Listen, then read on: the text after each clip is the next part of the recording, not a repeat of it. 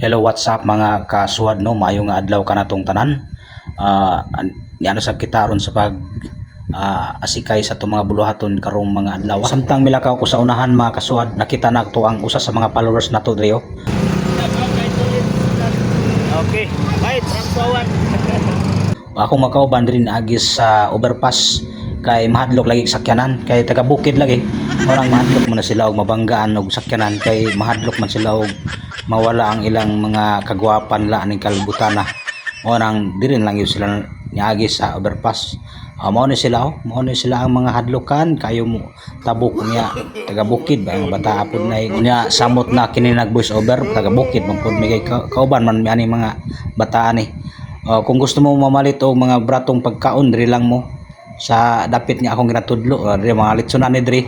Diri lang mo pamalit ha ini kaya naglinya diri puro na yung mga litsunan mga kasuwad. Samtang naglakaw-lakaw ko mga kasuwad nakahinumdum day ko nga taas naman day akong buhok diri sa likod pero ang atubangan nipis na magkain mo nang niduol lang ko aning barbiruhan diri dapit sa duol sa San Pedro. Ambot San Pedro ba ni o unsa ni atbang sa dumsa. Samtang naghulat ko aning mahuman ning isa ka gigupitan niadto lang sa kusa kayo kayan kay mangukay kog short pan kung nabay mga short pan diri kay nagagisi naman ni akong short pan mga buslot naman ni nga sige gupit-gupit ni namili na lang ko ding dapita sa ukay-ukayan kay ukay-ukay ra itong gustong paliton mga kasuwad para pod makasave pud ta ginagmay niya makatigom pud ta niya dring dapita ilating kuan nagpalit na lang pud mi og medisina or kining gitawag nga similya kay dring dapita medyo brato-brato makasave ta ginagmay. Kaya akong manghod nagtugon sa kuha nga papaliton og pipino anom daw siya og pipino karong nga panahon na amo nang time nga nagpagupit nako kay baga-baga naman gyud ang likod sa ato nga buhok unya ang atubangan nipis naman kayo mo nang pagupit na lang pud ko.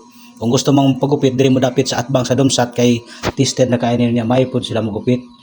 Mo ni siya ang mayo mogupit pero gawas nga ambungan og gwapo may pud siya mogupit niya.